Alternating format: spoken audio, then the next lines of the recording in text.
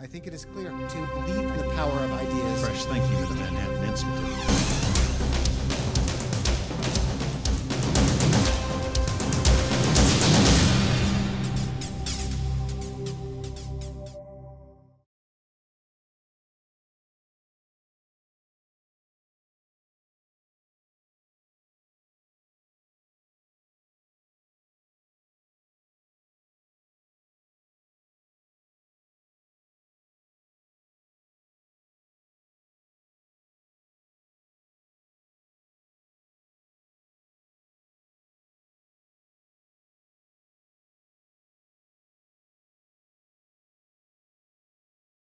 And thank you, everyone, for joining us today. I'm very excited about this conference. I'm very excited about this project, Proxy Monitor.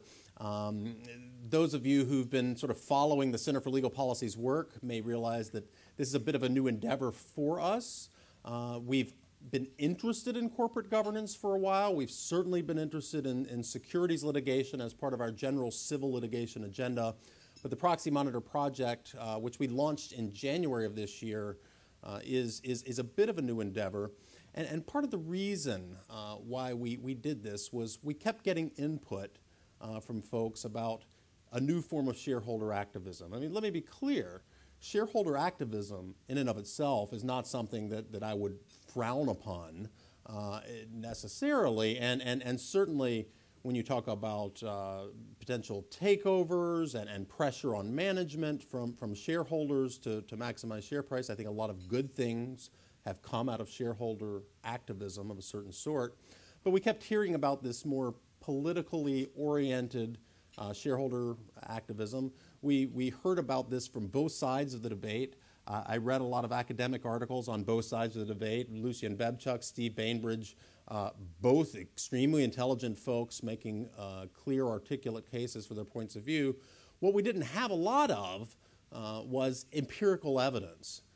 And part of the reason was there wasn't a central repository or database of these sort of shareholder proposals to look at.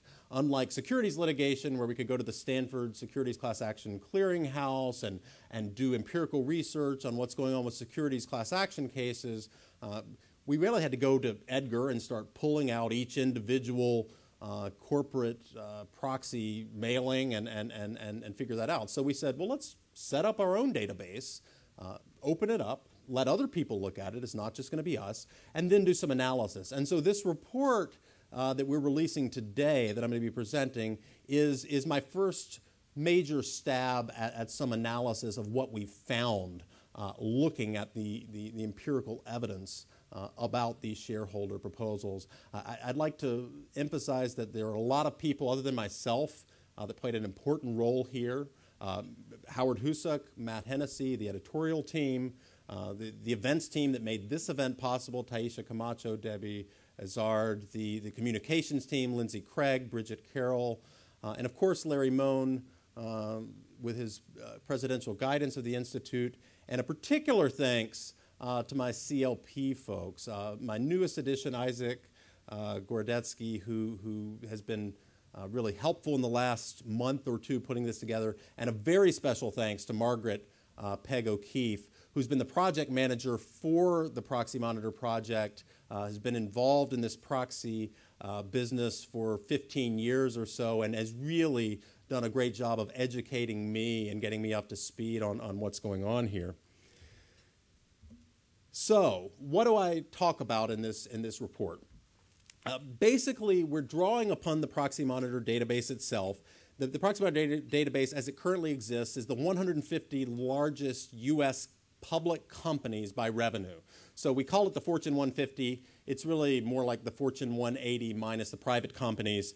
And we go back through 2008. So any company that had a meeting date, an annual meeting date beginning in 2008 through the beginning of August of this year is part of this analysis that I'm going to be talking about.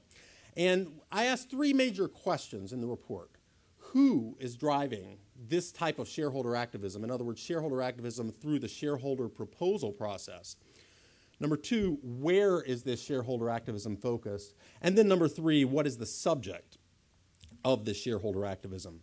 And before I get to those questions, just want to look at a few trend lines. There hasn't been a marked shift over this 4-year time span in terms of the number of shareholder proposals introduced. There's been some decline in 2011. This is almost exclusively due to the drop in executive compensation proposals in this year that we'll touch on later. And that, of course, is because in the Dodd-Frank 2010 reforms, you have now mandatory say-on-pay proposals, and this year say-on-frequency proposals for all public companies, as well as coming down the pike, we're going to have some golden parachute mandatory proposals as well. So a lot of these proposals that involve those topics are no longer being introduced by shareholders, and that's what really explains this 1-year drop from the previous trend. What we do see a lot more variance in is the percentage of shareholder proposals that are getting majority support. And in 2008, this was only 6%, and it doubled in 1 year. Now, of course, a lot of interesting things were going on with the economy. I would argue, and I think the data will show later, it's really more a function of the types of proposals that were getting introduced during 2009 versus 2008 that drove this increase. Similarly, the types of proposals that have been introduced have changed the composition somewhat since then. And of course, as companies begin adopting proposals that have some support among the investor community, those proposals are sort of off the table, and that's going to change majority voting rates. So who is driving shareholder activism? And I think the striking point here is that it's a subset of investors. Your large institutional investors, mutual funds, hedge funds, private equity funds, what have you, are basically absent from this field, with the exception of social investing funds or funds that are affiliated with labor unions or religious institutions.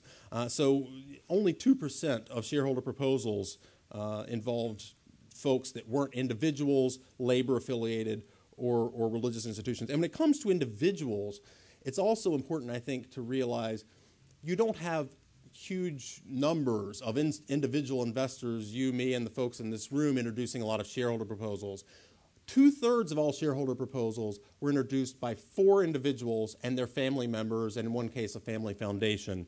William Steiner, Evelyn Davis, John Chevedden, and Chris Emil Nick Rossi. So the vast majority of these individually introduced shareholder proposals are from these 4 individuals and their family members. Labor unions have been, as I said, very active in this field. And by labor unions, this is largely pension funds affiliated with labor unions, the AFL-CIO and the American Federation of State, County, Municipal Employees being the most active participants, along with the New York City pension funds. But you really see a lot of labor union activity, and there's a lot more than just around this graph. Now, where is the shareholder activism focused? You do see some variation across different types of industries in terms of where you see shareholder proposals being introduced, and you see some variation in pass rates. Manufacturing companies tend to get more. Financial services companies tend to get more. Technology companies, consumer products companies get fewer. Now, some of this, for certain industries, is explained by the propensity of certain types of industries to attract these social policy proposals. And by social policy proposals, I mean things involving human rights and the environment, political spending, employee rights, animal rights, things other than corporate governance questions that are governing the board processes or executive compensation questions. The energy field, energy and minerals particularly draw a lot of these proposals. A lot of those are environmental related, and a lot of those companies are, of course, bigger companies. Bigger companies also tend to draw more shareholder proposals. An interesting point, though, is that you see some significant variation across industries in terms of labor union funds participation in terms of sponsoring shareholder proposals.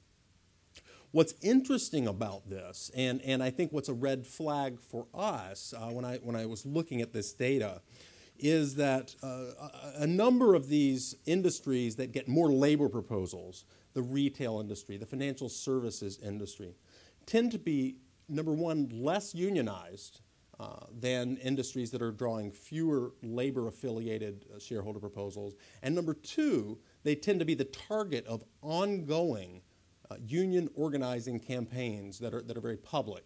And so I think that probably sheds some light on why you see industry-to-industry variation in terms of labor union shareholder proposal activity. Now, the big question, and this is going to be, they're going to have more graphs on this section, what is the subject of shareholder activism? And as we divide these categories broadly, we sort of split them into these three broad buckets. Executive compensation, and this includes say on pay before this year. It includes reviews of golden parachutes, of equity compensation plans and what have you. Corporate governance, this includes everything from voting rules to chairman independence to shareholder actions outside the annual meeting through special meetings or written consent or what have you. And then the social policy questions. The percentage pass rates vary substantially depending upon what type of proposal you're talking about. So these corporate governance questions that are involving voting rules or shareholder action outside the committee process, board declassifications, tend to pass more often. And 21% of those shareholder proposals pass in our database versus 7% of executive compensation-related proposals. Not a single social policy proposal among the Fortune 150 companies we were looking at in the last 4 years received a majority vote from shareholders. As I said before, we saw a significant drop-off in 2011 in terms of the number of executive compensation proposals. This is doubtless due to the mandatory say-on-pay management proposals that are now on the table after Dodd-Frank. And we saw some significant variation year to year on the types of shareholder proposals we were seeing, looking specifically at social policy versus corporate governance.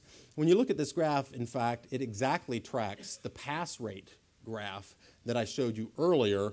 It could be open for debate as to why you see a lot more corporate governance-related proposals in 2009 versus 2008 relative to the number of social policy proposals, but that's clearly a substantial explanatory factor in the variation in pass rates year to year. Now, who is sponsoring the executive compensation proposals? These are largely driven by the labor-affiliated pension funds and similar labor-affiliated investor groups. Almost half of all executive compensation proposals in the data set were backed by Friends of Organized Labor.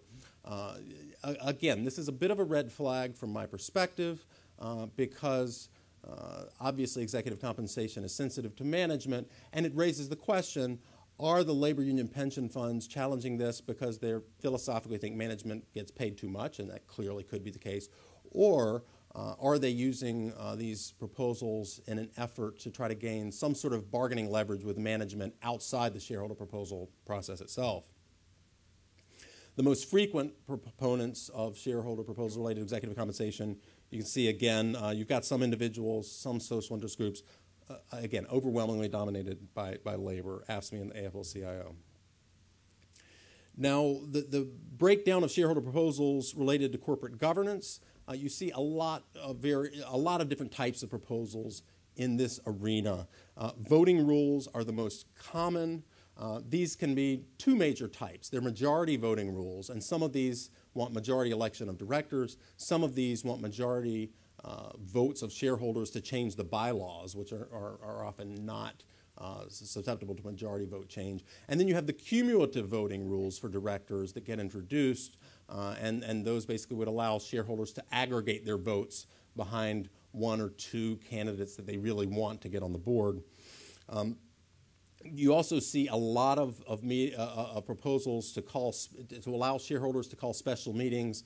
Some of these exist for companies that already allow special meetings, but they want to lower the percentage ownership threshold to call these special meetings.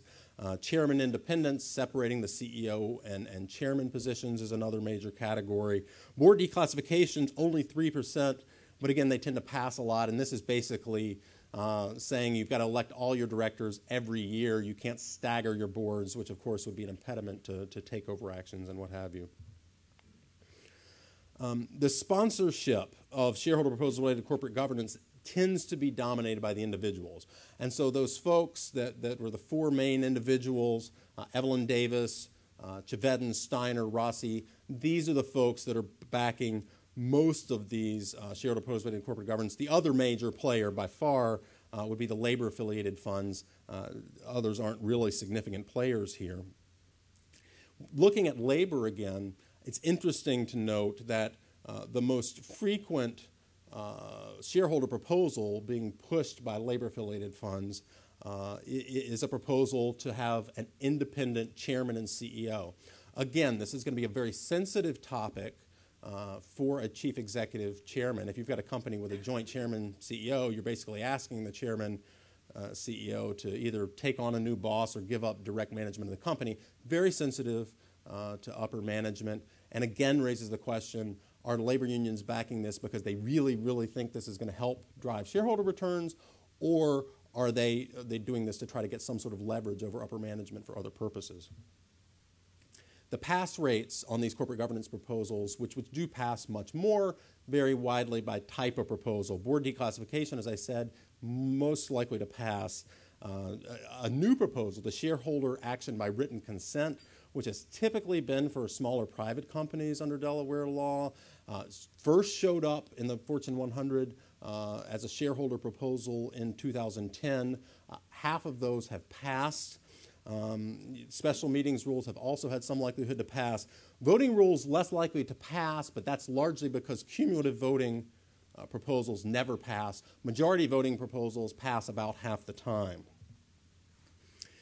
Now, looking at the third basic category of shareholder proposals, those related to social policy, you see lots of different types of political social questions, environmental being the leading type of proposal you see here. And the next largest, and one that's growing, I'll talk about this a little more in a minute, are proposals related to political spending. Some of these are disclosure proposals. Some of these are proposals asking for shareholder approval of political spending plans. Some of these relate to trade association membership, lobbying, and what have you.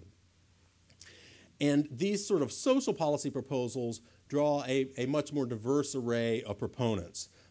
Religious affiliated investors, the majority of these, some 80% of these are Catholic affiliated orders, largely of nuns, that are filing various social policy cause proposals with the companies. Labor, again, plays a big role. Social investing funds, as you might expect, play a significant role here. Individuals play some role as well. The most frequent sponsors, again, are organized labor, the New York City pension funds, which is sort of organized labor. It's quasi-political. It's the comptroller of New York City, an elected official with labor folks on his board. Then you've got the AFL-CIO and Sisters of Charity of St. Elizabeth, one of many different religious orders that file these types of proposals. When you look specifically at political spending, these proposals, and they've been growing year over year, tend to be sponsored by the social investing funds and the labor-affiliated funds. And given that labor is often donating its political dollars on the opposite side of a lot of corporations, hardly surprising that labor is introducing these types of proposals, but they're the largest proponent of such proposals. And you've seen a year-on-year increase in the number of these political spending proposals being introduced. Obviously gotten some momentum after the Citizens United Supreme Court decision that was fairly controversial. Again, a fair amount of academic discussion starting to involve this. I want to emphasize none of these proposals have passed. Only one has gotten to a 40% voter threshold. Most of them are in the 20s and 30s. They get more support than a lot of these social policy proposals, but they're not really approaching the level where they're going to start to get majority shareholder support at this point. This is my basic analysis. Again, we want to have an open discussion on this. We want to open the sort of shed light on, open doors on what's happening here. And so we've got a database with the Fortune 150 that Peggy O'Keefe has really helped put together for us. and it's searchable across all different axes. You can look for who's proposing these, who the proponents are. You can look for the type of proposal, the industry, all the sorts of analyses I was just going through. You can do yourself on our website. We've got topical features on all these different questions, reports and commentary, including the report that we've introduced today from me, but other writings as well, multimedia, including the Harvey Pitt podcast. And this event will also go up on the website shortly. And then references, these are a catalog of some of the leading academic articles on both sides of these debates. And I think it's something that will help give people a good frame of reference. So that's really where we've been focusing our energies. We've got an extremely good panel. I'd like to thank the folks who helped to pull the panel together, including Darla Stuckey here from the Society of Corporate Secretaries, who helped us identify some of the folks on the panel and reach out to them. I'm going to turn it over to Howard, who's going to moderate the panel. I'll sit at the end and wait in case there are audience questions after the panels discuss these questions. Thanks.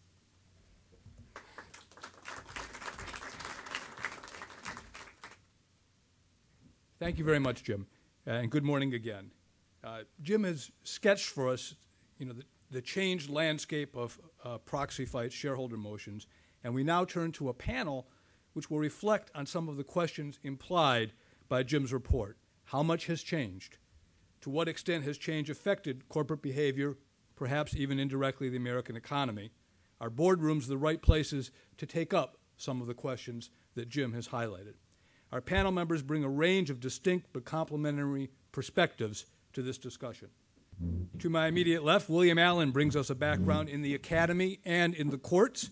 He's the Jack Nussbaum Professor of Law and Business at New York University and the founding director of NYU's Pollack Center for Law and Business, established to help bridge scholarship and practice as regards law and finance. From 1985 to 1997, he served as Chancellor, or Chief Judge, of the Court of Chancery of the State of Delaware, noted, of course, as the court with primary jurisdictions for matters of corporate law and governance for a significant number of corporations, the significant number of corporations incorporated under the laws of that state. Stephen Brown, I said alphabetical order, but I don't think it's true. I lied. Sorry about that. Brings us the perspective of one of the most important institutional investors, the Teachers Insurance Annuity Association, TIAA-CREF, a financial services group with $470 billion in assets under management, and where he is the director of corporate governance. His portfolio specifically includes working to enhance the governance of companies in which TIAA-CREF has investments, with an eye toward increasing shareholder value. Shelley Dropkin brings to the panel the perspective of a corporation which regularly deals with proxy motions. She's the Deputy Corporate Secretary and General Counsel for Corporate Governance at Citigroup, as well as a member of the Board of Directors of the Society of Corporate Secretaries and Governance Professionals. In other words, those to whom one might say shareholder motions are formally addressed. John Seaman, President and Partner at Phoenix Advisory Partners, brings to the panel professional experience with proxy solicitation, helping his clients, in other words, round up votes in proxy fights. Over the past 26 years, he's been involved in more than 1,000 such solicitations, from the routine election of members of boards of directors to efforts to use the proxy process to effect a corporate takeover. And Laurie Zukowski from General Electric. Because Jim has pointed out, different types of proxy motions are directed at different sorts of companies. We have Laurie here as Corporate and Securities Counsel at GE. She previously held a similar post at Pitney Bowes, and in her current role, she's responsible for both securities law and corporate governance regulatory compliance.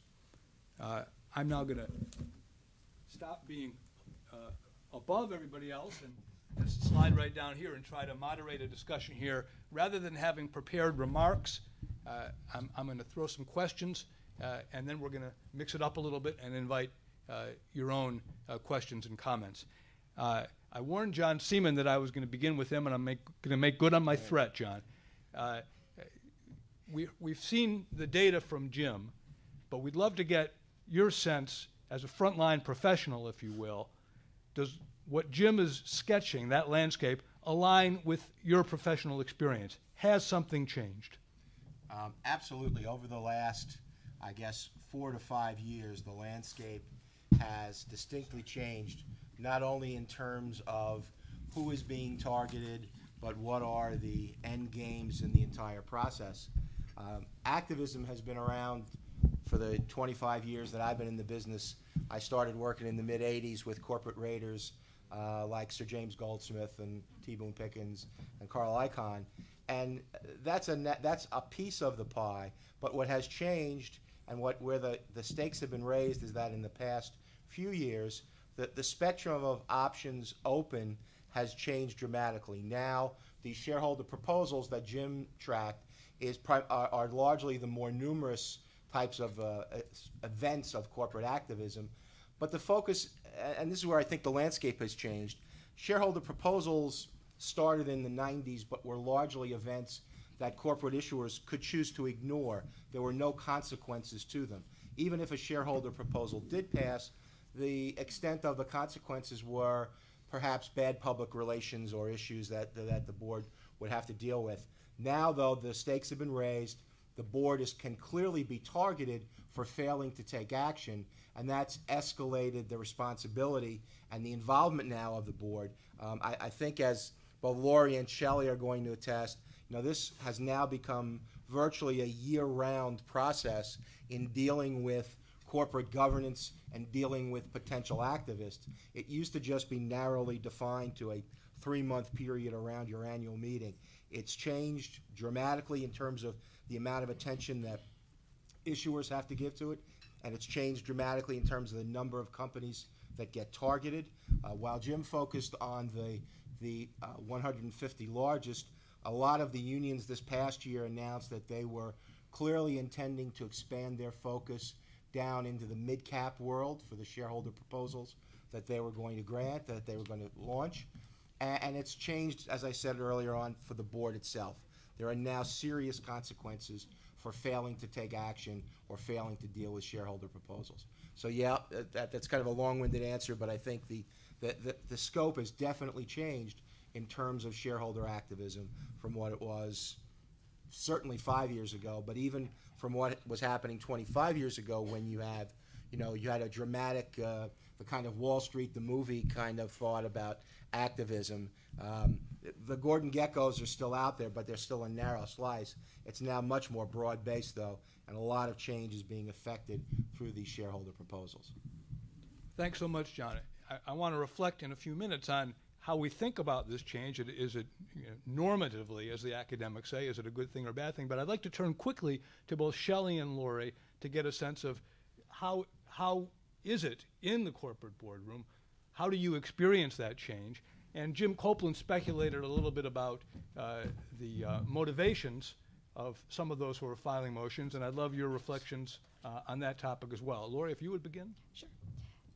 I just want to start with a disclaimer borrowed from the SEC staff, just to say that while I'm a GE employee, my views are what we're talking about here and not the views of my company or our board. That being said, shareholder proposals have become more and more important in the boardroom, in that they tend to receive higher voting percentages than they have in the last 10 years. And given that, things like corporate governance proposals, such as majority voting, have been changed throughout the top 150 companies. I think most companies have now adopted majority voting for directors. So whereas there used to be an ability to elect a director just by a plurality of the vote, now companies have to receive a majority of the vote in order to elect their directors. And that's definitely a change that came about through the shareholder proposal process. Given that, the board is much more interested in these proposals and looking at these issues much more carefully. And what's happened is we have begun in the last few years to engage with our investors much more frequently and to talk to them about what issues are important to them so that we can be ahead of the curve as to what the emerging topics that are important to our shareholders are. and we meet with our institutional investors a couple times a year. We ask them what types of issues are important to them. We learn, whether they would support certain types of shareholder proposals and their reasons for supporting those shareholder proposals. So I think what the shareholder proposal process has done is it's encouraged much more engagement between management and the shareholders.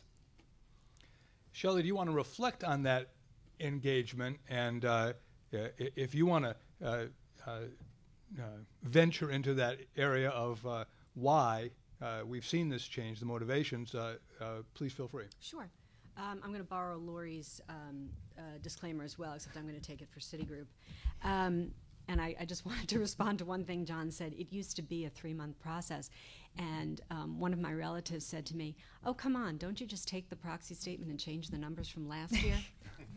I thought Laurie that. would appreciate that. So yes, it is. I can see why you had the disclaimer. So it is a year-round process.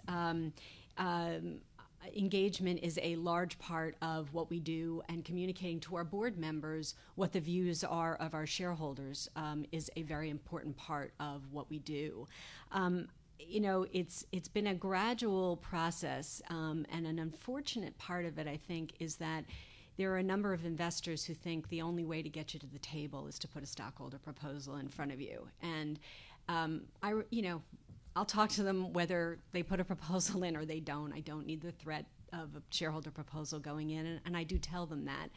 And whether their proposal is going to win or lose really isn't what's relevant. What's relevant is that they have an issue they want to talk about, and I want to make sure that either they understand what our practices are, or if they've brought up a valid point, we should be looking at it. So they call, I collect the experts from the company and get them in a room, and we talk. There are some activist shareholders that we meet with multiple times during the year. There are some activists who have asked for meetings with certain directors, and we have arranged for that. And so it really does come into the boardroom in that it influences both our thinking about corporate governance as well as them being involved in some of these conversations. The other thing is, there is publicity that comes around shareholder proposals and reputational concerns. I mean, we are dealing with activists who, with respect to, let's say, environmental issues, will protest at our annual meeting. And I know that some of you are probably thinking in your heads, why would they be protesting at a bank's meeting? And it's actually a more complicated answer, and one that I had to kind of understand about 10 years ago, and that is that often they can't get their issues resolved by dealing directly with the oil company, the builder, the whoever is doing what it is they don't want them to be doing, but they want to go to the money. So do we finance this company? Do we underwrite securities for them? Can we then influence them? And we do have practices around what we really want to see at companies that we'll do project financing for and other deals for. But it's, part of that is our dialogue with environmentalists about what the issues are they're facing, because we have to study them and see how do we feel about financing certain projects, what's it going to mean. So it's been an education process on both sides, but there's definitely been a change, and I think the engagement is a very important part of it. So getting attention and indirectly affecting practices and publicity. Let me turn to Professor Allen and ask you to step back. Some of the kinds of practices that Shelley just referred to fall under the umbrella term corporate social responsibility. And a lot of what Jim referred to as social justice initiatives, some would think of as regulatory or public policy matters, are finding their way into the boardroom. Do you see this as a significant trend compared to other sorts of shareholder activism? And is the boardroom, in your view, the appropriate place for that sort of initiative? Well, I found it interesting. I thought Jim's work is really outstanding, and the academic community will no doubt use it to do further studies. I found it interesting that he reported that zero in the last 4 years socially motivated shareholder proposals received majority votes. I don't think this is terribly new. I think that the attempt by individuals with certain political points of view, and I don't mean to denigrate any, although privately I would denigrate some, but I don't mean to make a judgment about it, but I've been also 25 or 30 years doing this, and in the beginning it was mostly this kind of stuff.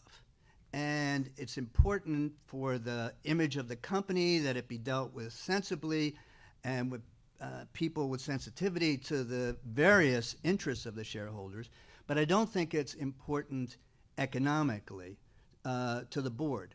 But as Laurie said, we live in the age now where directors are extraordinarily sensitive to shareholder votes. They don't want to be the target of intense anger. Well, none of us like to be the center of intense anger, but boards are a lot more sensitive to shareholder voice, even with respect to these social issues, I think. I think inevitably, I don't think the board is the right place for this, the boardroom is the right place for this, but inevitably it will end up being there because there's a lot of power in the corporation, and those who have an interest in using that power to further their views will try to do so. That is as it always has been. What has grown in the last 25 years is the more serious use, in my opinion, the more serious use of shareholder voice to shape the corporate governance environment.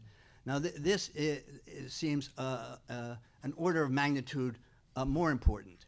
Although the academic studies consistently find it very hard to demonstrate close relationships between any set of corporate governance best practices and measures of economic performance, whether accounting measures or finance measures.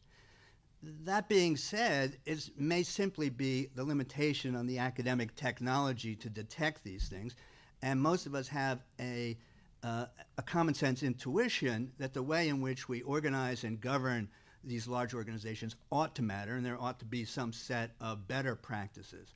So I think generally we're making progress by focusing more on the corporate governance than on social welfare things, but we can't ignore the first for political reasons.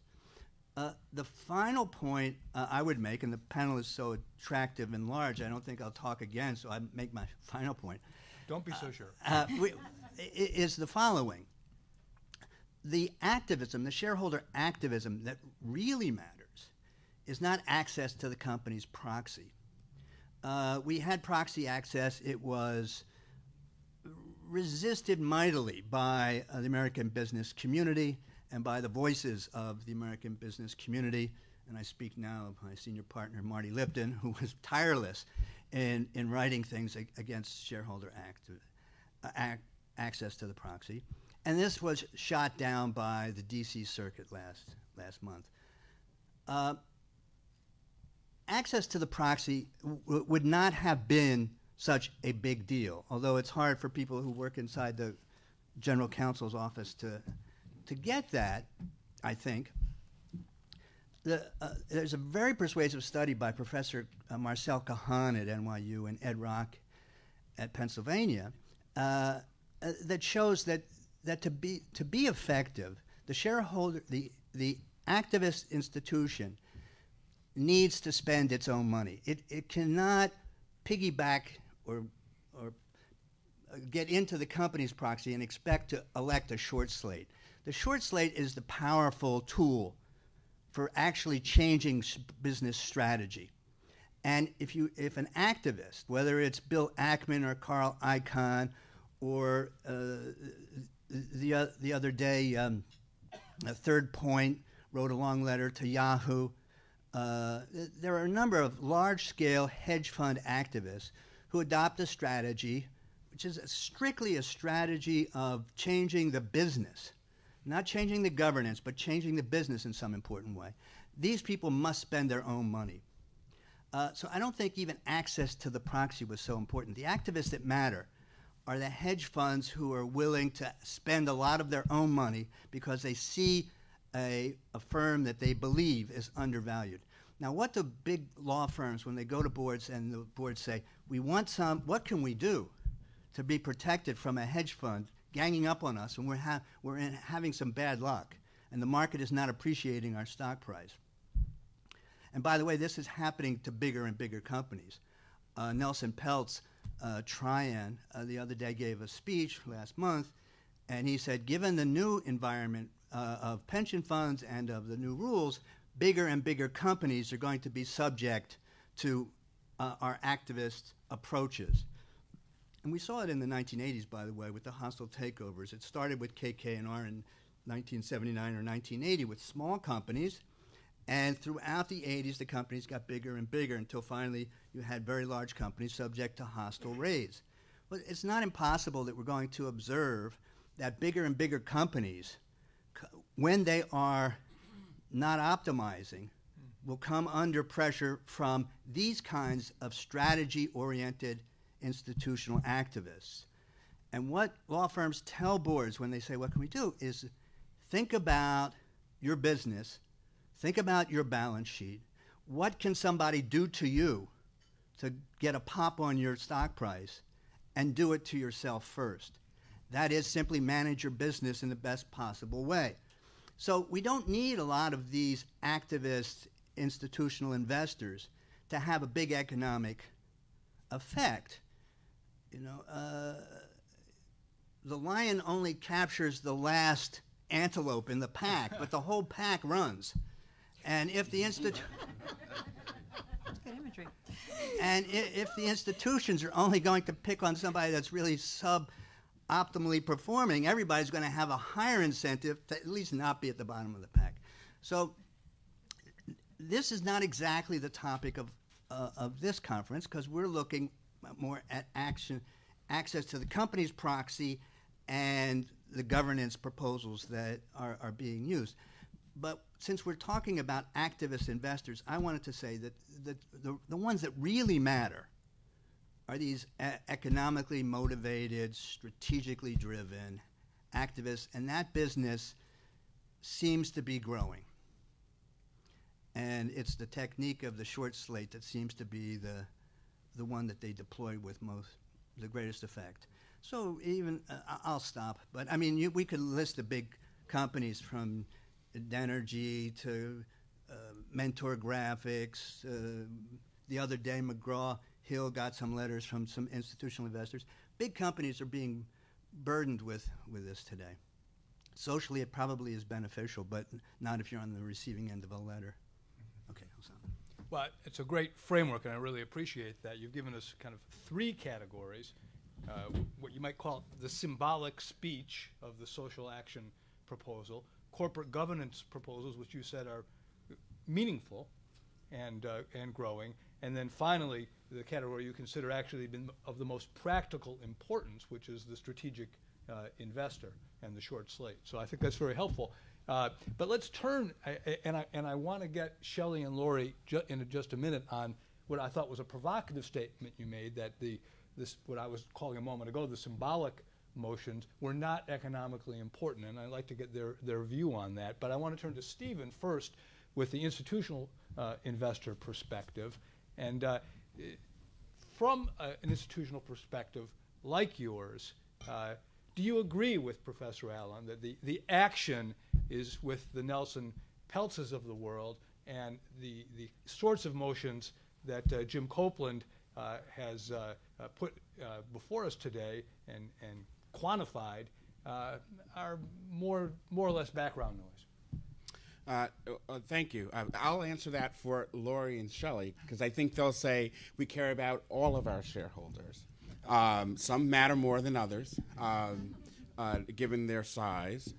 Let me take a step back. I agree with a lot of what the Chancellor said, and I was going to refer the group to, in thinking about, have things changed all that much? And the answer is yes, the way that the different actors in the market have reacted. That said, the laws around shareholder proposals has not changed a great deal since the 40s, really. What has changed is what I believe it was Chancellor Allen who years ago wrote I guess it was a speech about the schizophrenia of our concepts about a corporation. And I think this has always been, through the decades, a struggle on what we as Americans believe should be the appropriate role of corporations in the United States as they respond to economic issues and non-economic social policy issues. And then also, what should be the role of shareholders inside of that corporation, and the degree of rights that they receive and how they are heard by the board.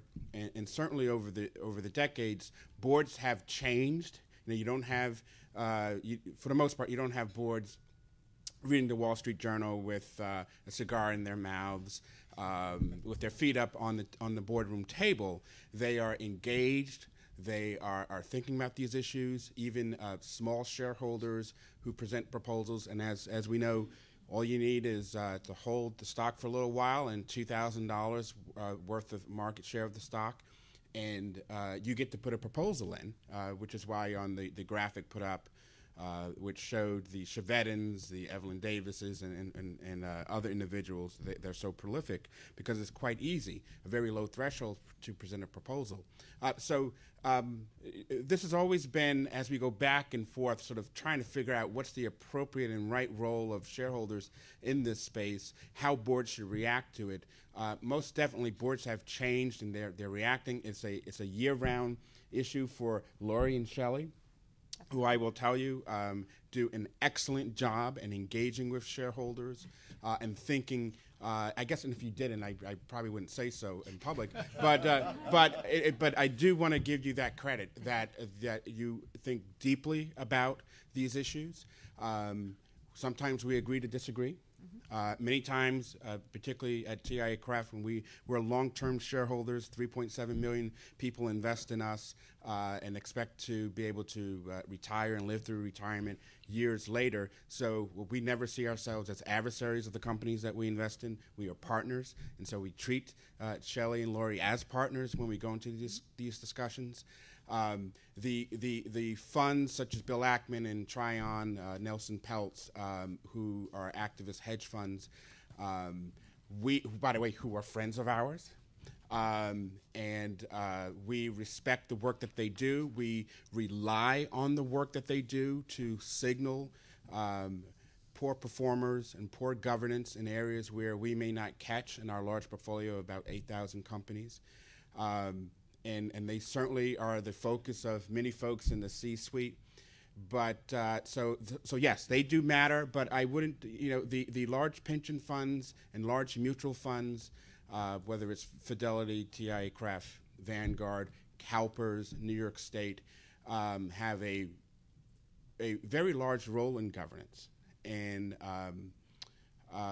because at the end of the day, they vote. And at the end of the day, you can have someone with just $2,000 who submits a shareholder proposal, and it actually makes it on the ballot. But if you look at the top 10 shareholders, the top 20 shareholders within a company, they're the ones who really move the vote. And so the Crafts, the BlackRocks, the Fidelities, the Vanguards, as you go down that list, they're the ones and who are not activist hedge funds, but they're the ones that really, because they're the ones who have to vote, they do vote, and they swing votes. And so they have a very large role in this corporate governance. Well, on that question of voting, let me just put you on the spot and feel free to dodge the question. But when you see these kind of social action or executive compensation motions that Jim referred to, is TIA tempted to vote for those, and if so, under what circumstances? All right, there's no reason to dodge the question. Your votes are public. Right, votes are public. Or if I was going to dodge, I'll answer another question. But listen, not only our votes are public, our stance on how we think about these issues, we make public on through our policy on corporate governance. Which we expect those like Shelley and Laurie to read, and they actually do read it. You'd be surprised many people walk in without having read it. But we're very clear on executive compensation and how we want to see a link to performance and pay for performance. And if we have a problem with that, we let them know. Mm-hmm. There are many, many proposals that we see out there that we think are way too prescriptive, and so we won't vote for them. doesn't mean that we don't think that there's a problem with comp. And it also doesn't mean that just because we didn't vote for it, we don't think there's an issue, because we have raised the issue. On many of these so-called social policies, we look at it and we try to figure out what's in the best interest of our clients, because we're about making sure that we are either enhancing or protecting long-term sustainable shareholder value. Many of those proposals don't link up with that. Some do. And then we have to play this, because we have a professional staff that thinks about these issues. Other people don't. We take our time in sort of looking at these issues. And again, we can't change the question on the ballot, because many times we don't like the way it's worded, then we can't vote for it. If it was worded differently, then we could vote for it. And then people may have questions. Well, why didn't you vote for it if you like the principle? Well, it wasn't an open exam essay question. It's a multiple choice: yes, no, or abstain, and we have to pick the answer which relates back to our policies. And sometimes that's no. And if we were allowed to write in sort of our thought process, no, we would, but we're not allowed to do that. Well, it's a fascinating answer, and I dare say some guidance to those who are crafting questions, although that was not my intention to solicit that. I want to turn to both Laurie and Shelley, though, and get back to Professor Allen, Chancellor Allen's comment about this welter of what John points out is a new wave as not being all that economically important. Do your firms experience it that way? Well, I would just say that we have never received a majority vote on a shareholder proposal. So, our view is generally that the will of the majority reigns. And so if a proposal hasn't received more than 50% of the vote, that means that most of our shareholders don't agree with it. Now, as Stephen points out, it might be that it was worded improperly, or that there's some interest in that proposal. And we really, because of the way the shareholder proposal system works, you really don't know that. And the only way to really understand what your shareholders are thinking about an issue is to talk to them and to engage with them. So I would say that for the most part, we haven't seen a huge change. But that being said, as I said before, if we were to see that a proposal might, given our understanding our institutional shareholder base and understanding where their views are, that it might gain 40%, for example, we would probably look more closely into the issue and make sure that our board understood the issues so that they could make a decision as to whether or not they wanted to work to negotiate with the proponent about coming to some type of solution that could work and be in the best interest of the company as a whole and its shareholders. And that happens frequently. We do negotiate with our shareholders. We do try to figure out what their real issues are and understand why they're making the proposal. And as Shelley pointed out, even when they're not making a proposal, they might have an issue that they bring to us, and we're always willing to talk to them. So close counts for you. That's very interesting. Shelley, I was, I suppose, fishing for whether the sheer effort involved in dealing with so many, or dealing with the SEC, even if you're requesting a no action, whether that is the sort of economic activity that Professor Allen said the academics might not be able to discern, but might actually be there. Your view? There's a tremendous amount of time and resources that is devoted to this process. Depending on the firm, you may be outsourcing to law firms the drafting of stockholder, no action letters and filing with the SEC. You're taking time away from other tasks that in-house counsel may otherwise be doing to be responsive to stockholder proposals. You're taking management time to meet and engage with shareholders, which is perfectly appropriate. But I would say there's other fallout. I don't know if you have to think of it as necessarily economic fallout, but there are proxy advisory services that will recommend against a board of directors if they don't take action on a shareholder proposal that received a majority vote. I think it's, depending on their policy, could be 2 years in a row. And so now you're looking at the potential for a vote no campaign on your board. You're also looking at, and we have looked at, activist investors, reaching out and doing vote no campaigns against our boards. That is a reputational concern, and that is something that is, can be very frustrating and draining on resources at the corporation. So, and there are decisions that are made. I mean, we have had majority votes. We've also had proposals that came in that we thought were a good idea, so we made them into management proposals and then had to go out there and get an 80% vote so that we could, because it was, staggered board. Right. We said, that's a great idea, let's do that. But we needed 80% of the vote to get it done, and we did.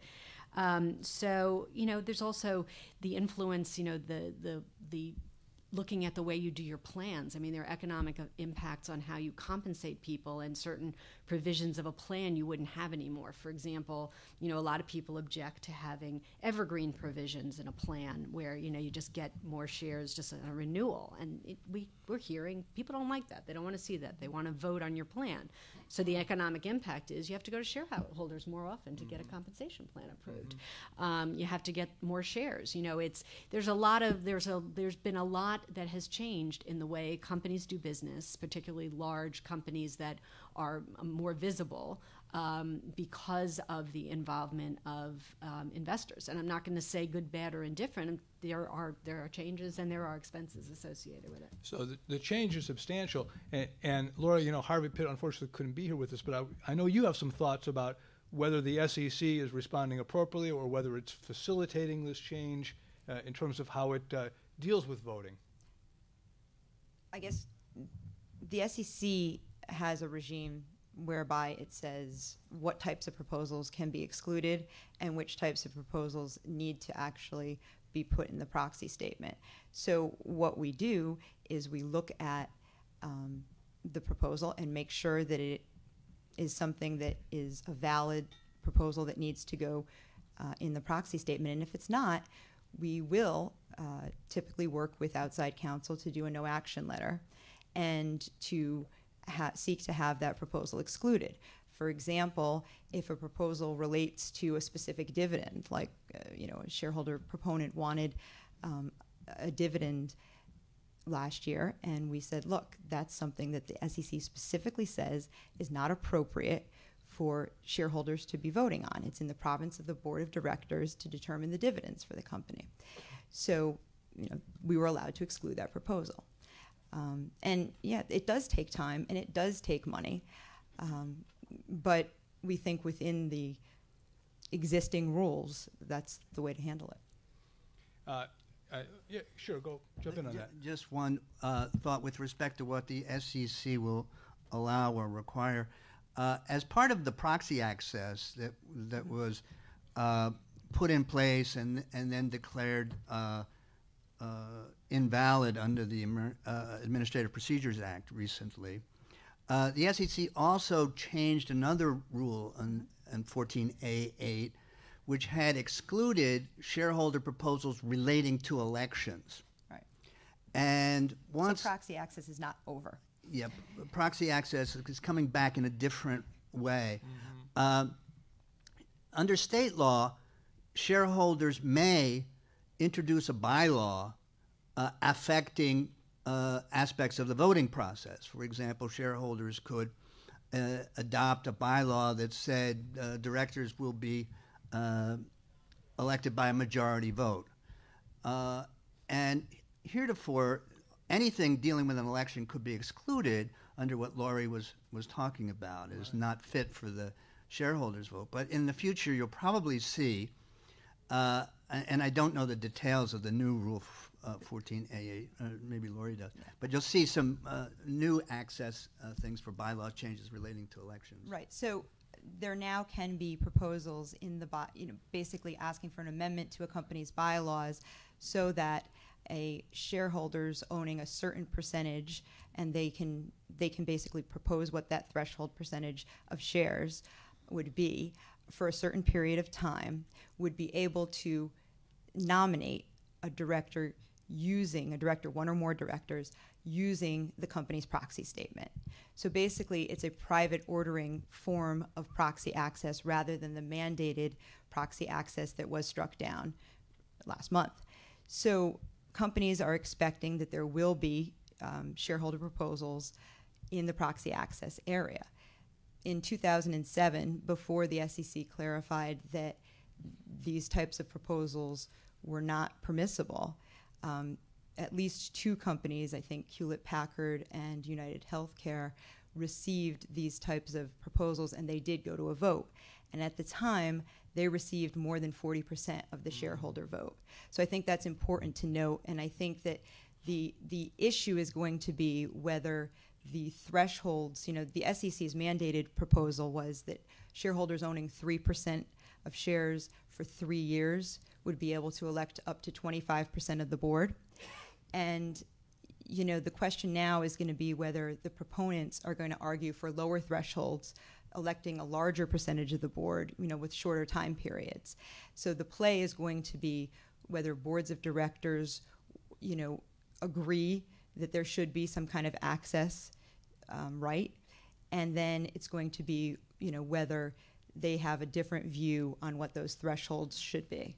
But I'm not sure the board is going to have the power to say anything. Under Delaware law, the shareholders have the power under Section 109 to enact bylaws. And if it's a proper subject for bylaws, the board has an obligation to dignify it.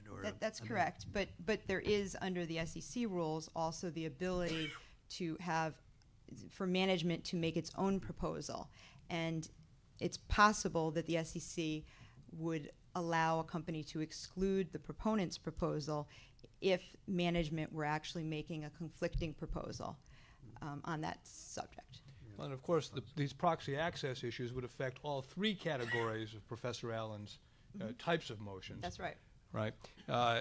But just before we go and bring in the group for some Q&A, I wanted to return to a passing statement that Professor Allen made, and I wanted to circle back to John Siemens. You said, just in passing, as regards the social policy issues, the boardroom is not the right place. And John, do you want to weigh in on that? And then I'd like to ask Professor Allen perhaps to expand on it.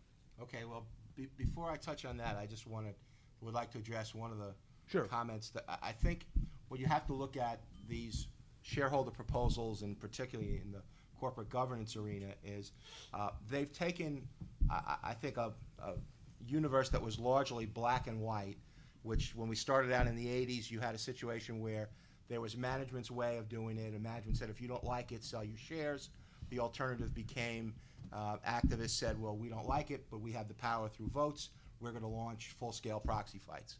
So it was a very black and white kind of universe. Now I think what we've had develop is through these different corporate governance proposals, like majority voting, like right to call a special meeting, like right to act through written consent, activists now have a variety of shades of gray that can go along. So in other words, if there are particular directors, let's say on the compensation committee, who take actions that institutional holders and activists feel are egregious, they're simply able to not vote for them, and if there's majority voting in place, those directors have to resign. So the institutions are able to affect change, and you're going to recognize that if there are directors that have to resign, management is going to go to its largest holders and have some dialogue and say, what are some candidates, who should we think about here? It's going to be that kind of a process. So I think there's now alternatives. It's sort of a steady escalation process where you go from standard proposals to potential votes against, where you can have with majority voting where directors have to resign, to even directors that may not fail to get a majority but may get a 40% withhold are going to now sort of be on very thin ice, and there's going to be pressure to say, why don't you move that director off the particular committee he or she is on, or take them off the board? And there'll be dialogue over what new candidates should replace them. If management is unresponsive, activists and institutions will have the alternative of saying, well, then we'll call a special meeting. the thresholds that are out there are only 10 or 15%, depending on most companies. That's what most companies have as thresholds. Of the shareholders are needed to call those meetings or act through written consent. Before you then get, I mean, what Chancellor Allen said is exactly right. The end of the spectrum is the short slate fight. But I think that there are, thanks to these shareholder proposals, there are now alternative measures that are available as well along the way. It's not simply an A or B universe. There are now alternate measures along the way. And yeah, there are still going to be some who want to affect change. If it's about getting 2 members on a board, which is what, or 2 or 3, which is what a short slate is going to look for, that can happen through means other than just the short slate fight. Now, I'm sorry. Go ahead. No, I was just going to concur completely in what you were saying, and that my experience is corporate directors are extremely sensitive to this fact. And from a lawyer's point of view, it sometimes happens that your job is to counsel directors to say, do the right thing, the thing that you think is right for this business, not with the thing that some powerful shareholders are telling you to do if you don't think it's the right thing to do. Because the directors, they're sufficiently sensitive to all these changes that they can default into simply being a channel for some democratic process and not exercising their job of exercising informed business judgment in good faith. That's a very important distinction, obviously. But we're not hearing anything from John and the others that would give us a sense that the trend that Jim has quantified for us is going to be slowing down. No, not at all. I think this is the new landscape that corporate issuers are going to have to deal with, which is, as I alluded to earlier on, 25 years ago, the phrase Wall Street walk was popular, where managements would say, if you don't like what we're doing, sell your shares and leave our stock. Well, those days are long gone, kind of like the 5-cent newspaper, and now it's much more... Any newspaper. It's much more now about institutional holders not necessarily saying we want to run your business, not micromanage it, but at least let you know what we think are parameters of issues, on certain issues where we think you shouldn't go beyond those parameters, that there are how you should link, let's say, compensation to your performance and not simply make it discretionary. I think that's been a major change that boards have had to come to grips with, where 15 years ago, boards had the leeway to simply say, Jim's a good guy, we did a good job, give him X amount of dollars. Now there needs to be a clearly transparent set of guidelines as to show how you get to the awarding of compensation. And if it's not there, then you're going to start skating on that thin ice where directors are going to wind up getting votes against them, and then that whole process starts, the whole merry-go-round starts. So I think the process is certainly going to continue. It's not going to go away. I think it goes down back to Stephen's earlier question about really what is the corporation, whose issues does it represent, who runs it. That's going to, and that definition's undergoing change, and as it does, it's going to mean for now corporate issuers life in very trying and changing times. So there's that old, I think it's Chinese expression about may you live in interesting times, and that's certainly true, going to be true for corporate issuers, certainly in the next decade. Although it sounds like the motions aimed at what Professor Allen called changing the business still are going to have more traction than those that I called symbolic speech. Well, but I'd argue that those symbolic speech ones can in many ways affect the same kind of change. It might not be as quick, but take, over time, I think that's probably... Take a good look. I mean, a good case in point is Occidental Petroleum, a company that 2 years ago was tarred and feathered for its compensation practices. And the company was sensitive enough to recognize that they were in some serious trouble. They wound up having dialogue with a good number of their institutional holders, and they wound up changing a good number of members of their board and made some significant changes in their practices. Now, that's I think, a significant change that would have been affected much the same way as if someone had chosen, as they were threatening to do a short slate fight in 2011 against Occidental, if they didn't make those changes. So I don't think that the world of shareholder proposals is simply sort of interesting but not meaningful. I think it's very meaningful. And I think while there's nothing that's quite as sexy as that old-fashioned short slate proxy fight, that these can still affect change within the boardroom in much the same way, although without the high-profile headlines that go with a proxy fight. And that's exactly why Proxy Monitor is taking them so seriously, I should say. I'd like to bring in some questions, and I'd like to recognize Mike Murakowski from the AFL who has joined us. I don't know who that is. My name is Mike Lozaraga. I'm sorry. I thought I remembered it from looking at it quickly. Nah, I it happens apologize. all the time. I usually say it's pronounced Smith, but I'm really appreciative to the panel because I think the panel brought a sense of balance to the question that, I'm sorry to say, I did not find in the author of the report's comments. You hit on some very specific issues that have been long a thrust of those evil labor unions that you gave some nefarious reasons for their engagement in this area. Majority vote for electors, for directors. One of the leading proponents was the Brotherhood of Carpenters. Not through the resolution process as much, but through direct give and take with companies. Nothing nefarious about it at all. If directors are supposed to be shareholder representatives on the board, then shareholders should have some way of applauding their efforts if they think they are doing well for the company and for the long-term value, as Stephen suggested. Or if they're not, they should have some way of addressing that. So I really do appreciate that. And Stephen's comments, specifically about the role of the long-term investor, I saw my life flash in front of me when I looked at your report. I worked for ASME in New York City.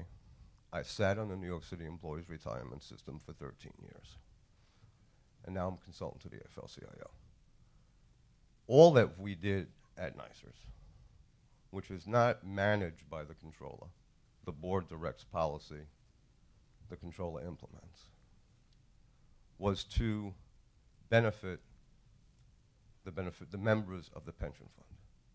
That was the beginning and the end of our corporate governance activism. Just one more comment around the social issues.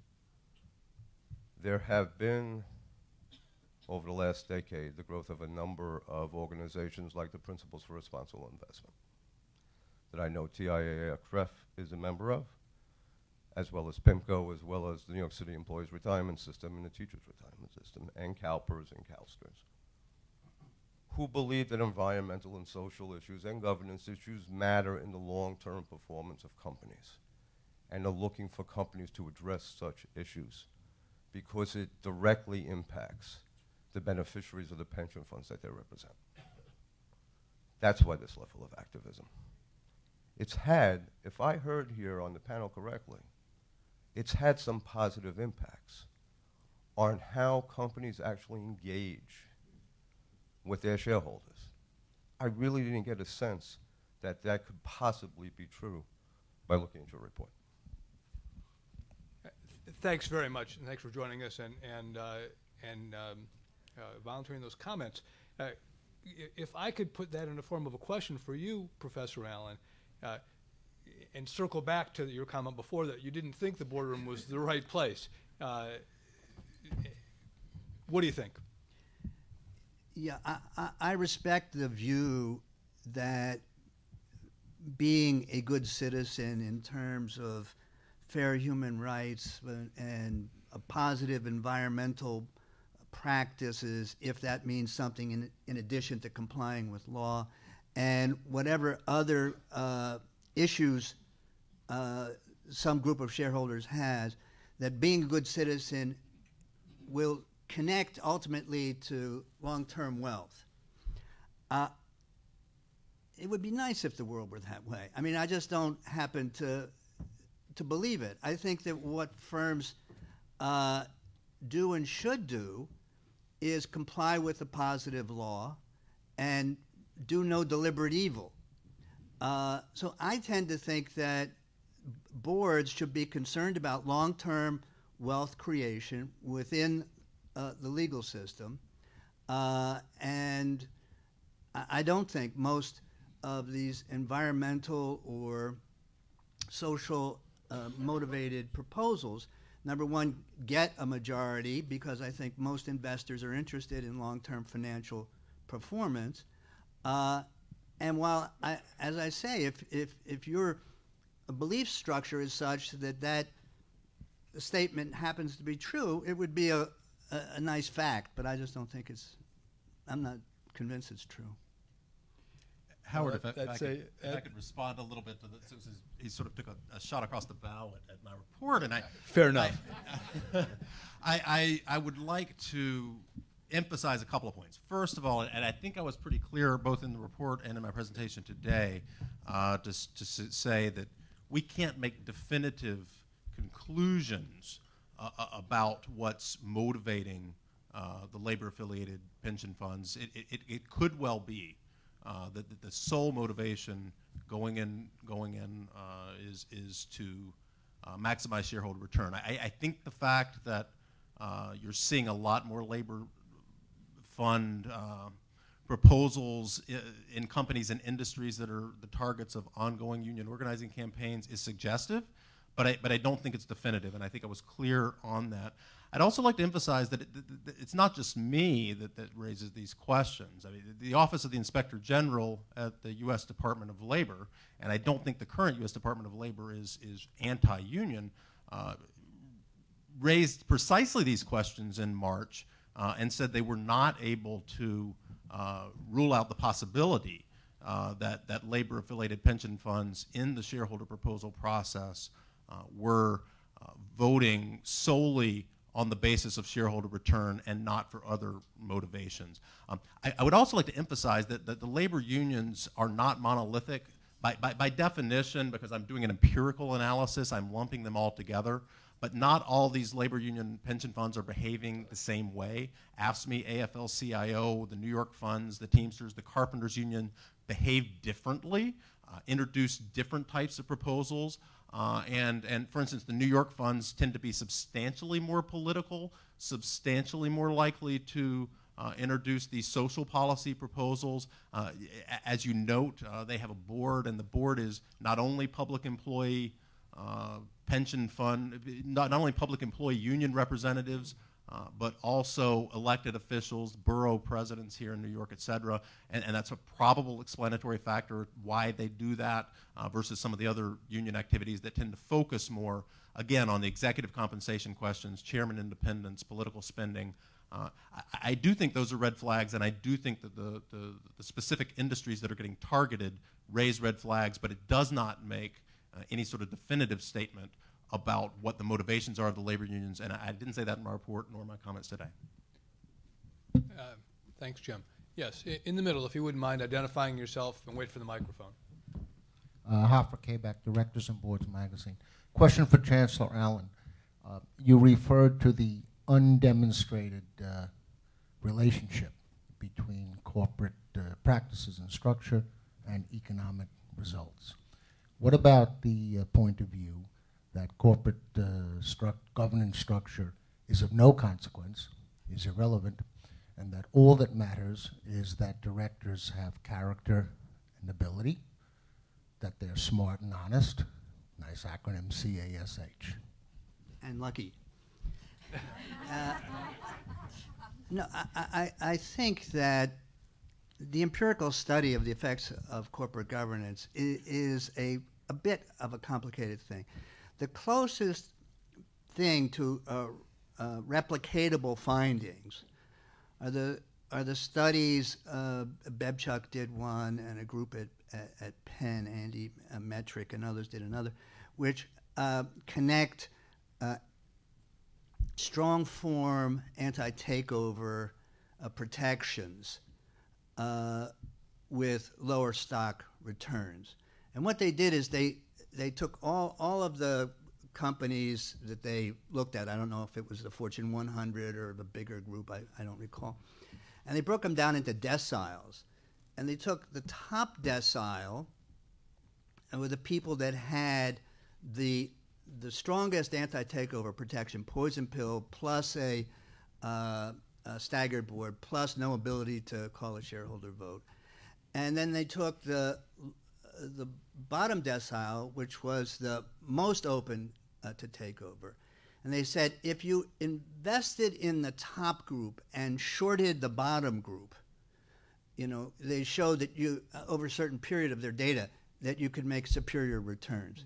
Now, in the finance department at NYU, where I have an office, I can't actually claim to be a finance professor, but I have an office there. This was met with some skepticism, because they said, well, how come the world hasn't discovered this and already eliminated the difference by changing the stock prices of these firms? And people have not been able to replicate this return. But this study is cited very often as a strong showing that corporate governance really can matter, at least takeovers. Most of the other stuff, separating the chair and the CEO and all the stuff that's independent directors, there have been lots of studies of independent directors, no correlation with any measure of performance. Doesn't mean we think everybody should be interested. It just means we have to go on our faith.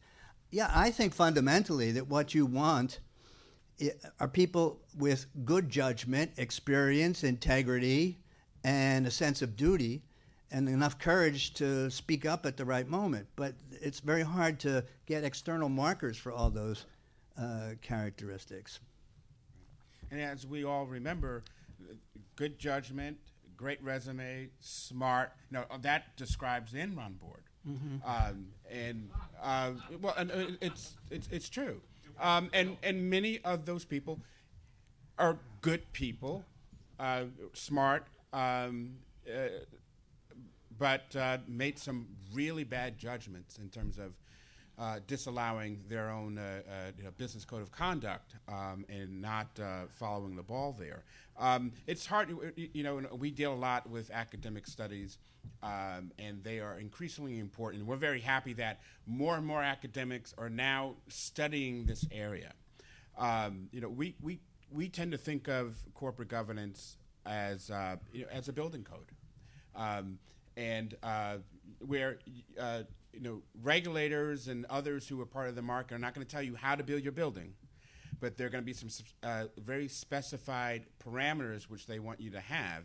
And to borrow, I think this was Ross Sorkin who made the analogy many months ago about earthquakes, and he looked at the building codes in Haiti versus the building codes in Chile. And as you know, both countries had major earthquakes. The one in Chile was at a higher end of the Richter scale than the one in Haiti. But the buildings didn't fall to the degree that they did in Chile because they had a stronger building code. Right? And if we use that analogy with corporate governance in the market, having certain things, and the question is what things really matter, right? Because some things don't matter. Some things that you see showing up on shareholder proposals really don't matter. But you respect the democratic process that we have in place in this country for those who meet the requirements to actually put them on the ballot, and then shareholders can vote them up or down. That's very, very democratic. But when you look at stuff that matters, it's hard to walk away from it. And I remember being over in Japan a couple years ago, speaking to their version of the Business Roundtable, so you can imagine what companies are on that panel, and being essentially berated about telling them why they needed to have more independent directors. When they turned around in Japanese, they didn't have the translator, knew what they were saying, basically said, who are you to tell me when you're the cause of the financial crisis in the United States? And you had independent directors on all of your boards for the most part. And who are you to tell us that we need to change the way that we do business? As you know, Japan doesn't have majority independent boards for the most part. And it was a very, we all took a beating who were in that meeting and having this discussion, but never backed down from the fact that it just seems to make sense that in terms of shareholders, that you have people in the boardroom who who work on your behalf and who make decisions with interested directors, whether they're managers or what have you, or board of directors who have relationships with the company, do business, that there are others in the room that, in that chance that there's a time to speak up, that they actually speak up and say, no, we're not going to waive our code of conduct. So if you have a special purpose vehicle in which you have a personal interest in, we're not going to allow that to happen. We never get to see those until after the damage happens, and then through litigation and discovery, we get to see the documents. Hindsight is 20/20, I guess. And you have to have the disaster happen in order to see how the board operated. So a lot about this is it is faith, in that you have the right folks in the boardroom, but you also have the right structures that hopefully lead to good decisions. Yeah, I think we need to look at corporate governance as a risk mitigator in a lot of ways. And that's something that I think a lot of institutional investors have said to me. Basically, look at these issues. We feel strongly about an issue because we think it can mitigate risk. We have time for one last question, either for the panel on the corporate governance issues generally, or for Jim on the substance of his report. Yes, Darla. I have a question. Sorry, wait for the microphone. Shelley and I were laughing when we saw your first graph about the individuals. So it looked like I wrote him a note.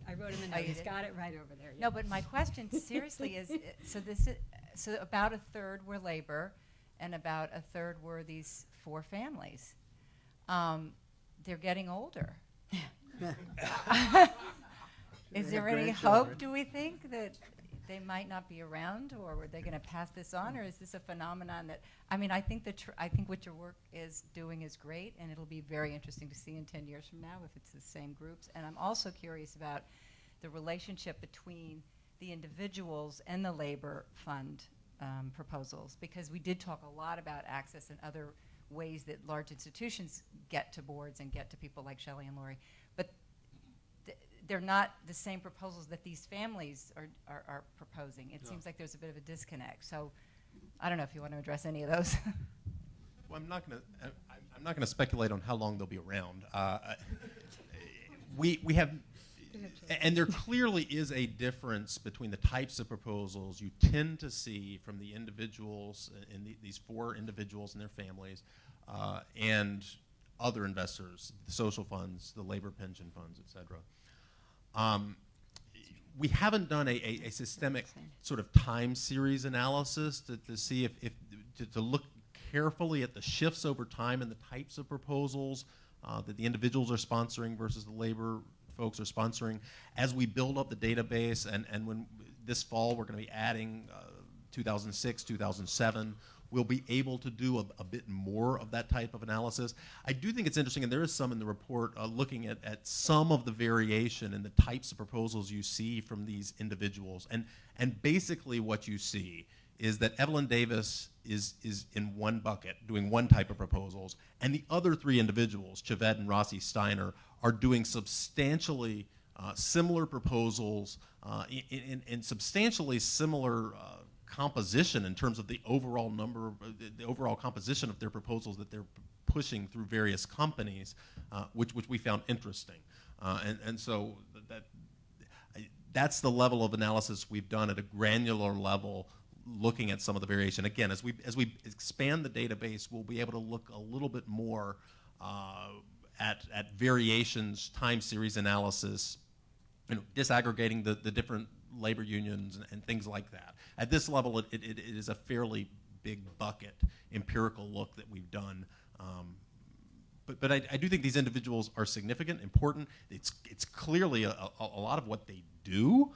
They spend a lot of time on this, and some of the proposals they've introduced, I certainly wouldn't say that they're all without merit. I mean, the things like board declassification and majority voting have gotten some substantial support, and you can certainly make strong intellectual cases for those types of proposals.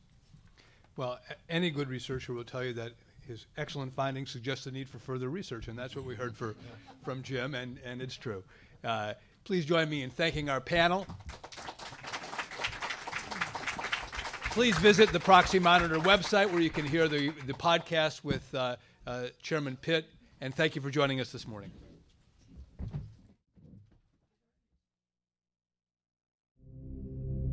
I think it is clear how fortunate we are to believe in the power of ideas. Supply the common sense and the fresh thinking of the Manhattan Institute.